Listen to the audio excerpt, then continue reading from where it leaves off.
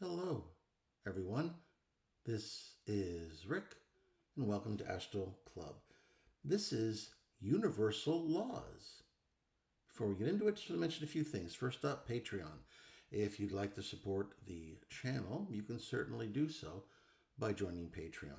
When you join, you get a chat function, talk with everyone else, share your experiences and your questions, a direct mail to me where you can send questions or comments, and of course, advanced podcasts on Sunday. If that sounds interesting, there's a link in the description. Next up, astral projection lessons. If you'd like to learn how to astral project, I'd be glad to work with you. Work with folks now all over the world. We've had some good success. If that sounds interesting, just go to the description. There's an email there. Just ask for more information. And lastly, for anyone, if you like a particular video or you want to just kind of help up the channel a little bit, you can hit that thanks button and make a small donation. Okay, let's get into it. Universal laws. Now, from time to time, I've mentioned that. I've mentioned universal laws, and I've covered a few of them. But I decided that I think people would be interested in some sort of a complete guide to universal laws, or at least as complete as I can make them, based on my experiences and based on a variety of other spiritual texts that have existed, for thousands of years.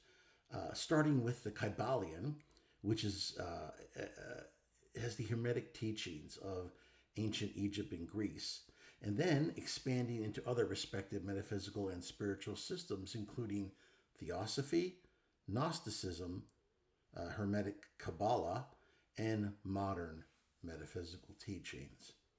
So, if this sounds interesting to you, then buckle up. Here they come. Okay, the first is the principle of mentalism. The all is mind, the universe is mental. That's the quote for this one. Everything that exists begins as a thought in the universal mind. Reality is shaped by consciousness. Thoughts are creative forces. Anybody who's ever put together a plan to create a business or to make, the steps to make a particular plan come to fruition knows that before something comes into creation, it's got to be thought of first. And then you have to, prepare the various steps so that you can bring what you desire into creation. Number two, the principle of correspondence. As above, so below. As below, so above. The macrocosm and the microcosm mirror one another. Understanding one level of existence gives insight into all the others. For instance, the physical impacts upon the lower astral. The lower astral impacts upon the level above it, and so on. So that's just something that I've seen everywhere in creation. Number three, the principle of vibration. We talk about the vibratory phase all the time here with astral projection. See, nothing rests. Everything moves. Everything vibrates. And physicists will back us up on this one too. All matter, energy, thought, and spirit are forms of vibration. Shifting your vibration changes your reality. Now, that's true in any plane of existence. And I can tell you, when you're on the astral, by increasing or lowering your vibratory level, what you see can change quite dramatically. Number four, the principle of polarity. Everything is dual. Everything has poles. Everything has its pair of opposites. Opposites are identical in nature, differing only in degree. For example, hot, cold, light, dark. Mastery comes from transcending polarity and seeing unity. Number five, the principle of rhythm. Everything flows out and in. Everything has its tides. Life moves in cycles, rise and fall, creation and destruction. The wise learn to ride the rhythmic tides instead of resisting them. Number six, the principle of cause and effect. Every cause has its effect, and every effect has its cause. Nothing happens by chance. Understanding causality allows mastery over fate through conscious action. Number 7, the principles of gender. And this has nothing to do with the modern day politics surrounding this. What I'm sharing here is thousands of years old. The principle of gender. Gender is in everything. Everything has its masculine and feminine principles.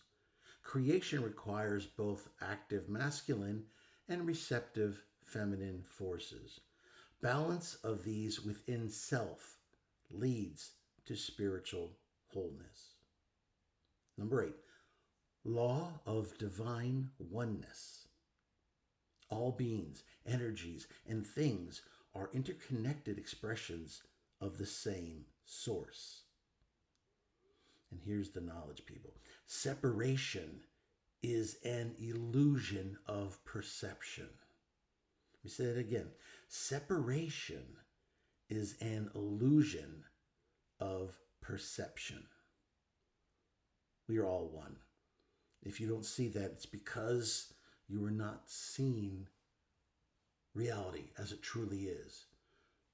The law of attraction. Number 9.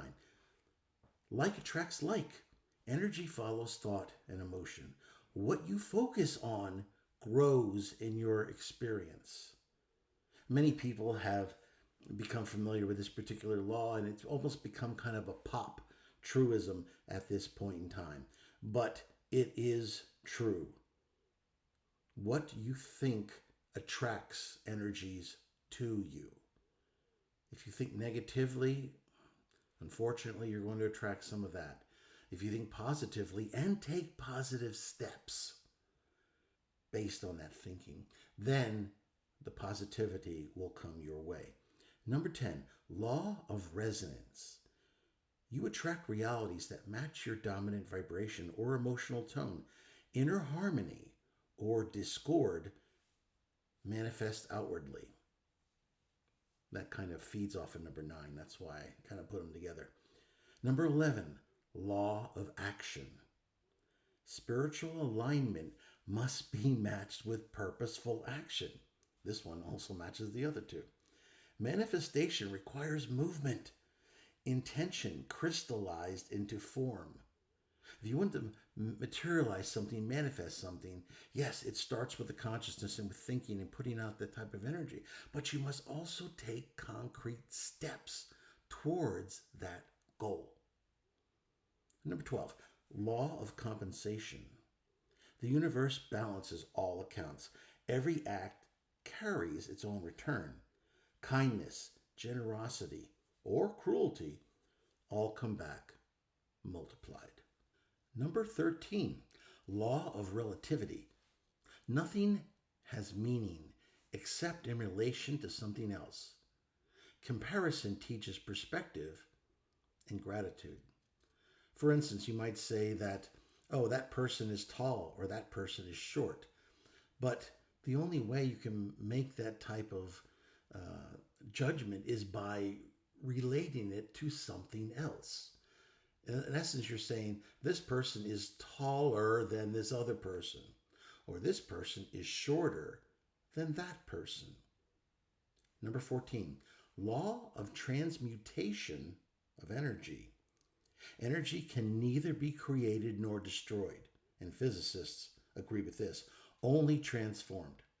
By shifting inner frequency, we change outer outcomes. Number 15, law of polarity of spirit, unity of opposites. Light and darkness are not enemies, but complements in the dance of evolution. Integration of shadow leads to enlightenment.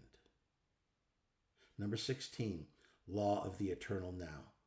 Remember, people, time is a construct of the mind. All reality exists in the present moment. True creation and transformation happen now. It's always happening now. The idea that there's past, present, and future is only a concept because we have a defective intelligence in this physical world. We have this illusion of the of time. We don't understand it properly, so we think the past is over, the present's happening now, and the future will happen, sometime in the future.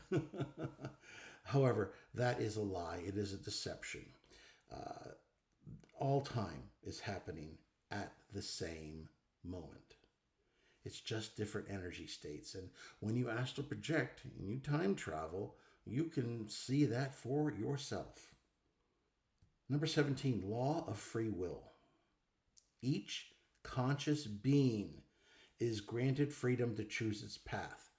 Now, in the past, we've also seen some thoughts that where that's true, but there's some sort of greater shell that allows for that freedom of action, but there's a certain limitation there.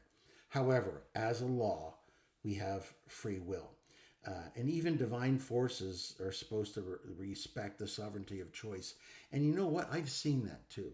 When I've encountered a variety of different spirits, anything from what you would call angels to demons. And the bottom line is they can only do so much. To really impact upon you, you have to choose freely to allow them to do so. Even these immensely powerful beings. So your free will is probably the most precious thing we humans have. And it's something that separates us from a lot of other beings in the universe. I wish everybody could be exposed to some of the stuff I've been exposed to and just see just how rare and how valuable free will really is. Number 18, the law of karma, cause and effect, moral aspect. Actions return in kind across lifetimes. The soul's journey is guided by lessons karma provides. This is probably the most well-known of the universal laws. Sometimes it gets stretched into areas that it really shouldn't be stretched to, but the bottom line is it is a universal law. Number 19, law of balance and harmony. The universe seeks equilibrium, just like water does. Imbalance triggers corrective forces. Even in our weather, hurricanes are often feared. And I understand that. I mean, many people who live in coastal areas have justifiable fear of hurricanes. But if you look at the earth as Gaia, as a being, all that the hurricanes are is it's like a bunch of Tylenol. Okay? It's lowering the fever of our planet because those waters heat up so much in the Caribbean that those hurricanes form. And by those whirling winds going faster and faster, hundreds of miles an hour sometimes, what they do is they redistribute that heat so that that area of the Caribbean doesn't just get hotter and hotter and hotter to a point where it'd be impossible to live there. So the hurricanes, while they certainly do a lot of damage and it's not something that people look forward to, understand that without them, we'd be living in a very different and much more hostile planet. Number 20, law of correspondent planes. Existence unfolds on multiple planes, physical, mental, and spiritual, governed by the same laws.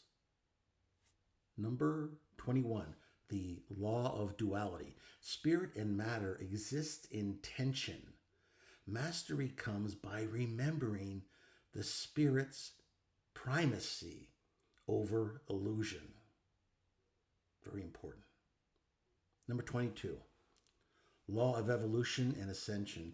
Consciousness perpetually evolves towards higher realization. Each life choice and challenge refines the soul's vibration. Number 23, the law of sacred geometry. I think many of us pretty much know what sacred geometry is. I can tell you one thing though. I hated geometry class in school.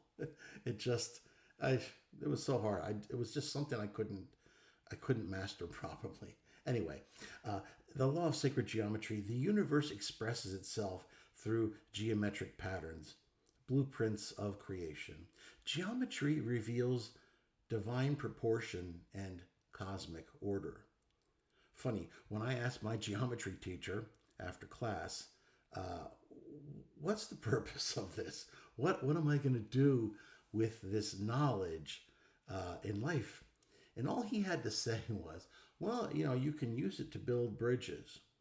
And I looked at him and I responded, okay, outside of my ability to build bridges, okay, what else could I possibly do with this?